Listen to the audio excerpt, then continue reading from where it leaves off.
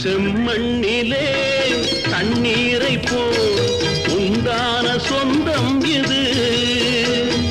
சிந்தாமணி ஜோதியை போல் ஒன்றான பந்தம் இது. தங்கை அல்ல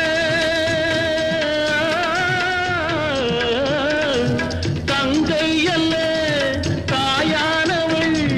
கோழி பாடல் நான் பாட பொருளானாள். ஒரு தங்க ரதத்தில் பொன் மஞ்சள் நிலவு, ஒரு தங்க ரதத்தில் பொன் மஞ்சள் நிலவு.